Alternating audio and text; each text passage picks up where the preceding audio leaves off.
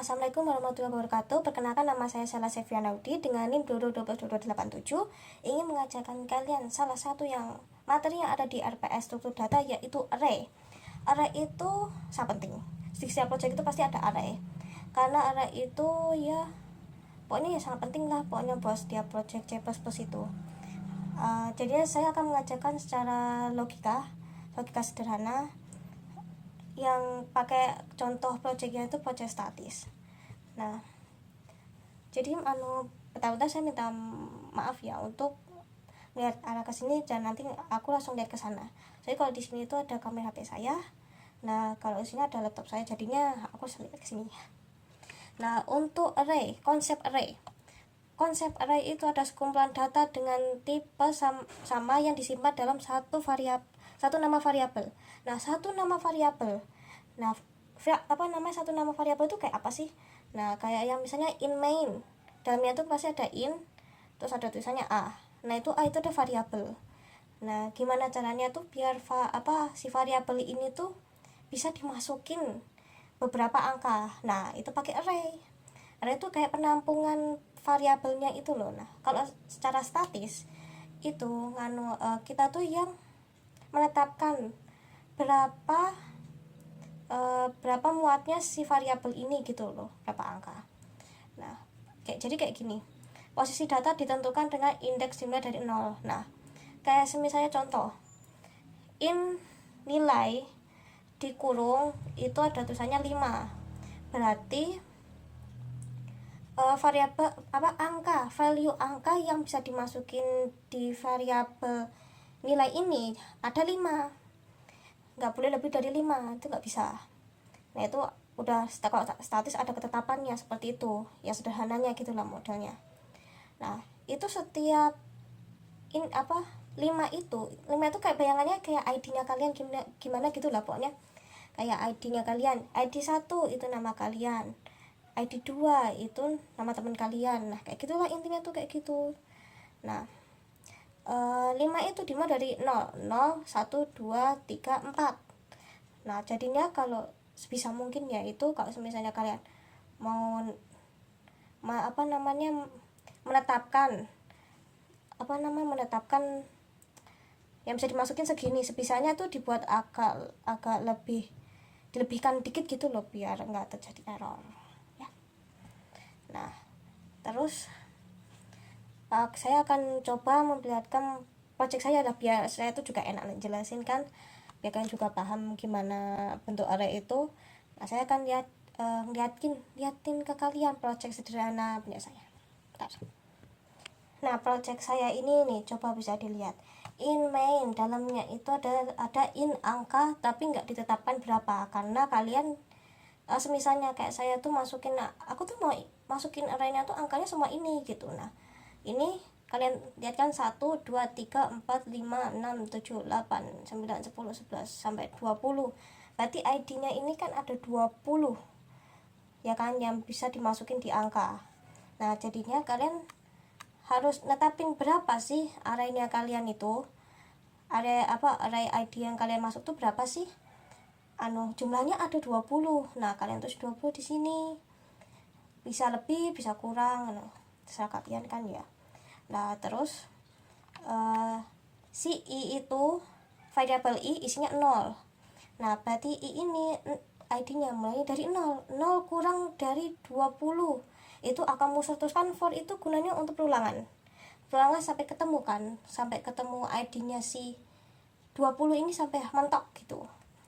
Nah, ini karena mulainya dari 0, nah dia muter terus sampai 20 kali sampai ketemu lah pokoknya. Nah, gini bacanya tuh kayak angka itu adalah nomor ini, i itu adalah ID-nya. Jadinya kayak ID 0 itu angkanya 1. Nah, 1 itu kalau di persennya sama 2 itu hasilnya 0 kan sih. Nah, kalau hasilnya bukan 0, dia masuk ganjil. Kalau dia hasilnya 0 berarti masuk genap. Nah, jadinya pas dicek ternyata 1 itu hasilnya bukan 0, makanya dia langsung pergi kan, pakai if. Jika angka yang tadi angka ID 0 itu 1, jika persenin 2 itu hasilnya 0, berarti kalau bukan dia lewat. Seperti itu. Nah, jadi nanti hasilnya di sini genap. Nah, di sini hasilnya ganjil, hampir sama, kerjanya hampir sama, cuma bedanya di sini. Kalau if angka 1 ID 0 itu dipersenin 2 itu hasilnya bukan 1, nih tanda seru, bukan 1, bukan 0, bukan 0, maka dia masuk ganjil. Nanti akan di output sini kayak gini. Nah, ini kan kelihatannya genapnya ini, ganjilnya ini. Nah, saya akan memperlihatkan kalau misalnya arraynya ini tuh ID arraynya itu yang nentuin kita, tapi angka itu tetap tersimpan dalam array statis yang sudah kita tetapkan. Ada itu nih. Tapi kalau ini tuh sebenarnya hampir sama, kita netapin 20 kan, tapi di sini bukan di sini, jadi hampir sama aja sebenarnya. Tapi kalau ini nih, kalian bisa edit sendiri gitu. Nah, ini jadinya si variabel A itu menampung array maksimal 100 angka. Nah, terus si num itu sebagai berapa sih yang bisa ditampung oleh si A ini, pokoknya batasannya tuh berapa, maupun kita batasnya 100, tetap aja ketentuannya ada di num. Nah, tapi ya gitu lah pokoknya. Seperti itu intinya. Nah kayak gini, therefore akan perulangan, misalnya 2 dia akan ngulangin terus gitu 2 kali, terus nanti kita masukin nomor. Nah, terus kita bisa melakukan pencarian juga kayak ini, hasil angka yang kita masukin tadi dengan ID ini itu sama enggak dengan angka yang kita cari. Ya, ini beda nih kan. Nah, nanti kalau misalnya true, dia langsung berhenti, terus bilang ketemu, terus angkanya ini keluar di ID ini gitu. Pokoknya C itu ID, intinya tuh C itu ID, A itu angkanya, penampungan angkanya itu, C nya itu ID, penomorannya gitulah. Nah, kalau si ini kan saya pakai boolean, tapi boolean, iya boolean pakai bool, true false itu. Tapi kita lebih membahas arraynya ya.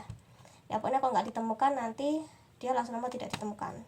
Sini, ini masukkan jumlah ID-nya yang kita mau berapa, 2. Terus masukin nomor ke satunya 1. Terus kita masukkan nomor 4. Nah, nomor yang dicari apa? Nomor 4. Nah, langsung keluar ID-nya tuh, edisi 4 itu ada di nomor 2. Kenapa kok bisa 2? Kok kenapa nggak 1? Kok 2? Nah, karena ada sini, ada di plus 1-nya ini. C-nya itu kan tadi asnya kan si 4 ini ada di ID 1. Tapi karena ada di kita plusin 1, jadinya 2 tulisannya nih. Kalau misalnya nih kita nggak pakai, cuma pakai C. Terus kita jumlahin 2, masukin nomor 1, nomor 4, 3 salah nulis. Terus yang kita cari 3. Nah, itu kan 1 kan. Nah, C itu tuh kayak ID-nya gitu. ID-nya tuh berapa? Si ID nomor 3 tuh ada di mana tuh? Nah, itu. Ini array itu tempat penampungan, penampungan memori angka. Kayak misalnya kita di tempat presensi itu masih kan 1, 2, 3. Nah, 1 punya siapa, 2 punya siapa. Nah, itu ada di array semuanya. Nah, makanya kenapa array penting, itu seperti kayak penampungan memori. Nah, itu sangat diperlukan sekali kalau di setiap project itu. Array itu berguna untuk for, berguna untuk yang lain, perulangan yang lain, itu butuh array. Jadi ya sekian, terima kasih dari saya. Terima kasih sudah mendengarkan pembelajaran saya yang saya terangin tadi tentang array. Wassalamualaikum warahmatullahi wabarakatuh. Maaf kalau ada kesalahan.